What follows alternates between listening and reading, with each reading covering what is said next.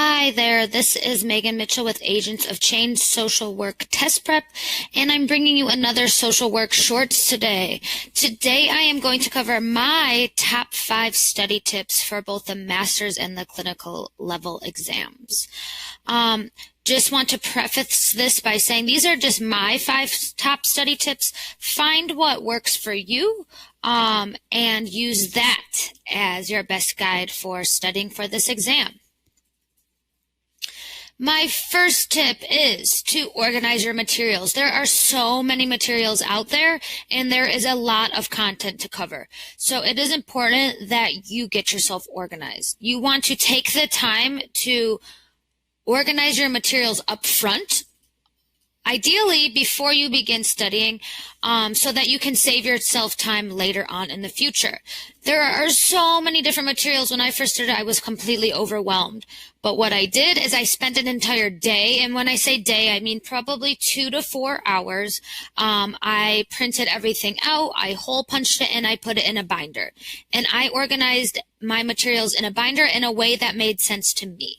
So that's what I always tell people. Organize your materials in a way that makes sense to you. But you don't want to be studying and your materials are all over the place. You don't know where to find them. You don't know where your content is. That's going to be a lot of time wasted that could be spent on studying. So take the time up front, put in the time, get your materials organized. How I organized it, like I said, in a binder, but I put all the content in one section of the binder. I put practice tests in another section of the binder. And then last, I put reviews at the end. So I was able to organize my materials that way. And then within the content, I also broke it down into concepts too. So I had a whole section for developmental theories. I had a whole section for DSM. But ultimately, find what works for you. But I'm telling you, you will thank yourself later. More organization up front means less time wasted later on. And as you know, time is of the essence here. We want all the time we can to actually study the content, not on getting our materials organized. So organize, organize, organize. Do yourself a favor. It will have big benefits in the end. My second tip is to make a plan and then, of course, to stick to it. The best way I suggest to plan your studying is to backwards plan from your test date. And you might be like, what? That does not make sense. What does backward planning mean? Say your test date was November 1st. How you would backwards plan is you would put your test date on the calendar and go backwards from there to make sure you know how much time you have. You don't want to get to the end of your studying and realize you didn't give yourself enough time.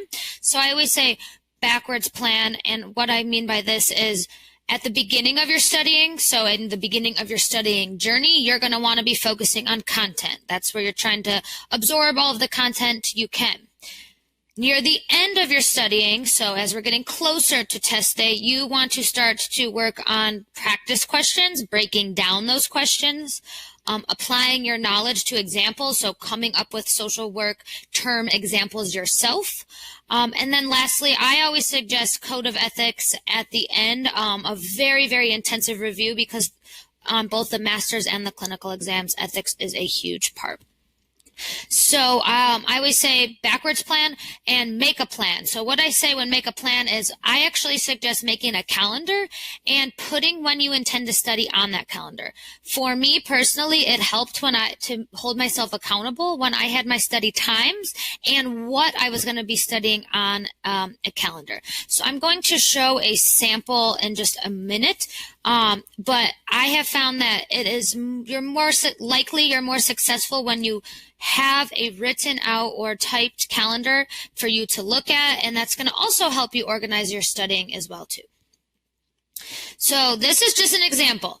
I don't want you to, think, oh my gosh, I'm going to just study for 3 hours and do exactly what the schedule says. This is just a sample. This is just an example, something that you could use as a guide for writing your own study plan.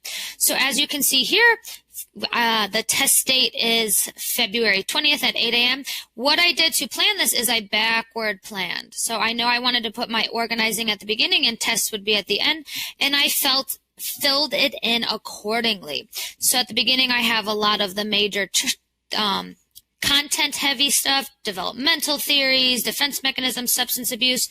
And then at the end, as you can see, I have taking the practice exam, You need to make sure you carve out enough time for that. I have reviewing the practice exam, I have ethics, and then I also have practice question review. Also, notice I gave myself breaks. You need to take days off. It's very, very, very important that we recharge when we need to.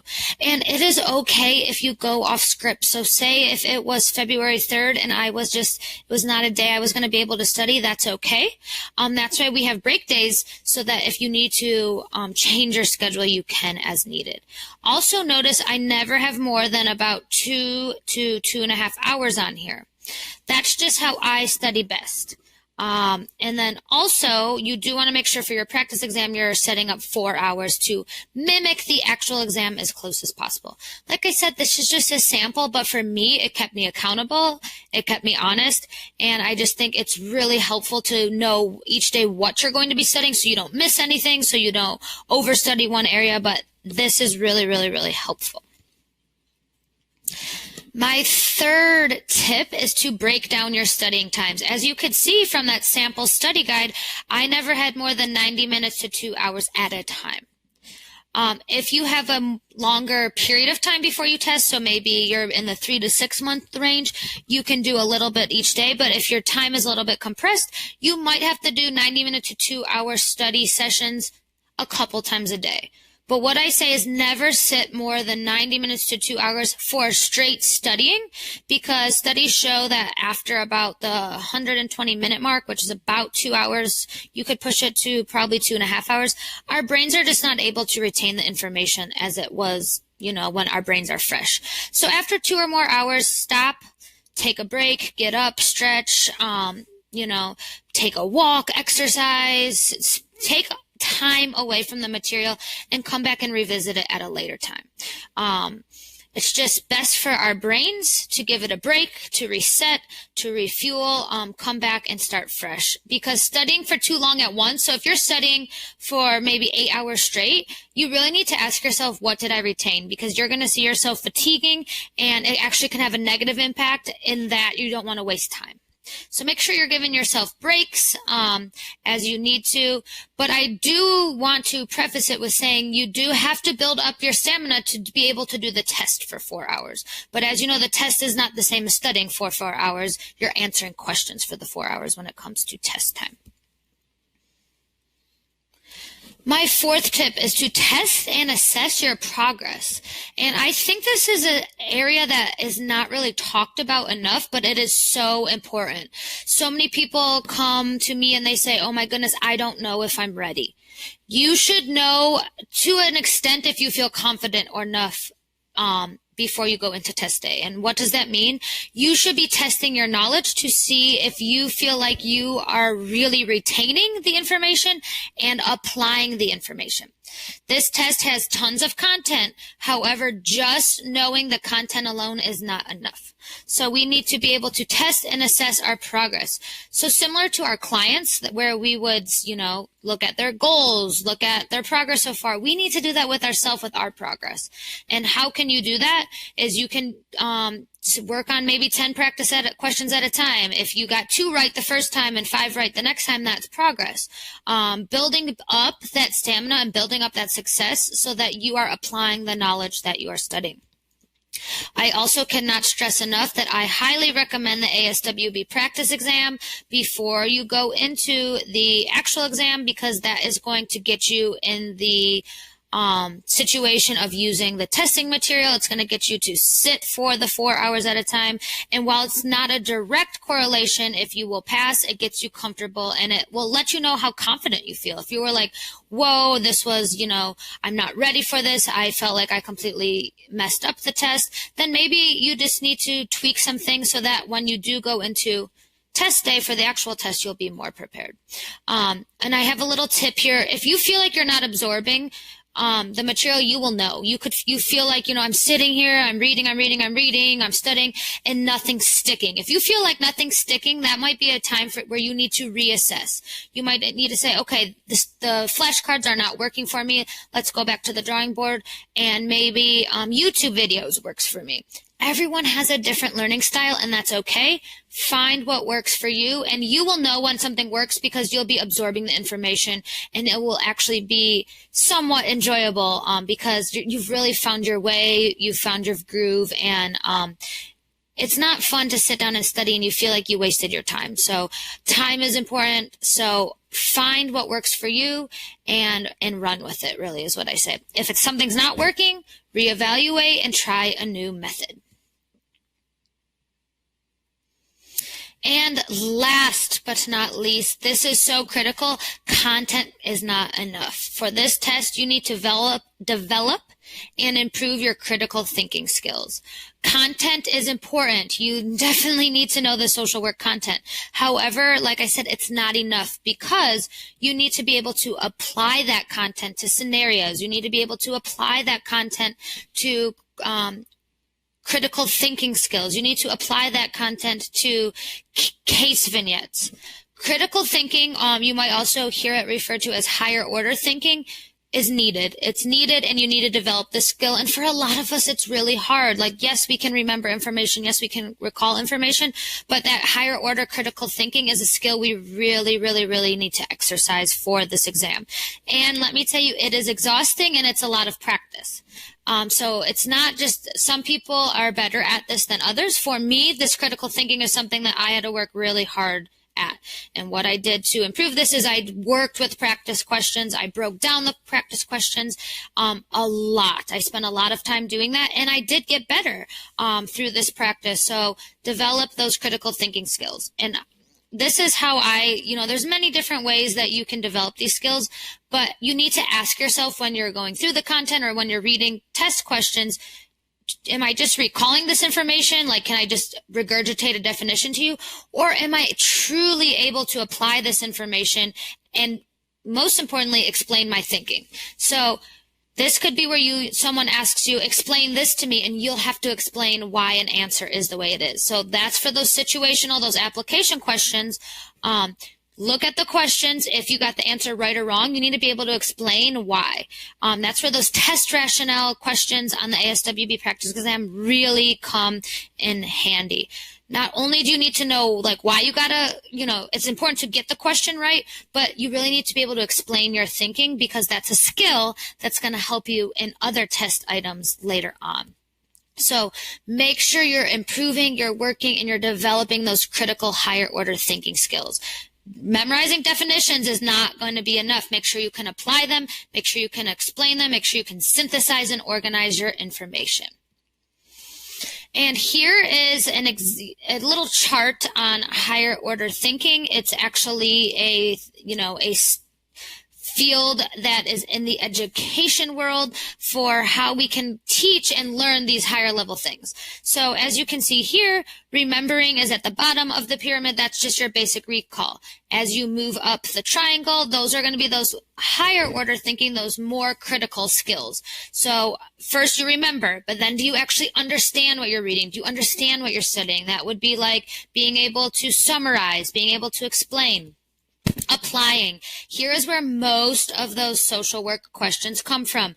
You need to take the information you have and apply it to a situation. In most cases, it's either a macro or a clinical scenario. So knowing defense mechanisms is important, but can you get a scenario and be able to determine what defense mechanism that client's using? Or knowing safety and abuse is important, but are you able to determine when you need to call 911 for a safety check? That's going to be applying that knowledge.